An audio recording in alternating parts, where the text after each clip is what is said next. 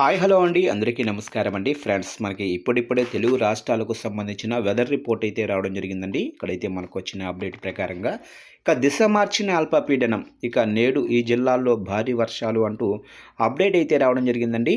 అయితే ఇందుకు సంబంధించిన పూర్తి వివరాలు అయితే మన వీడియోలో తెలుసుకుందామండి. అంటే ఏ ఏ జిల్లాలకి వర్షాలు ఉంటాయి ఏంటి అనేది క్లారిటీగా తెలుసుకుందామండి. వీడియో మాత్రం పూర్తి వరకు చూడండి ఫ్రెండ్స్, అప్పుడు మనకి పూర్తి సమాచారం అయితే తెలుస్తుంది. లేట్ చేయకుండా టాపిక్లోకి వెళ్ళిపోదాము.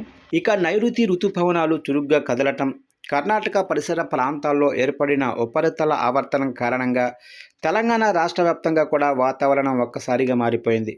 ఇక రానున్న 4 రోజుల పాటు రాష్ట్ర వ్యాప్తంగా కూడా ఓ మోస్తరు నుంచి భారీ వర్షాలు కురిసే అవకాశం అయితే ఉందని వాతావరణ శాఖ వెల్లడించింది. ఇక నేడు వికారాబాదు, మహబూబ్ నగర్, నారాయణపేట, జోగులాంబ, గద్వాల జిల్లాల్లో కుండపోత వర్షాలు కురిసే ప్రమాదం కూడా ఉందని హెచ్చరిస్తూ ఆయా జిల్లాలకు ఎల్లో అలర్ట్ కూడా జారీ చేశారు.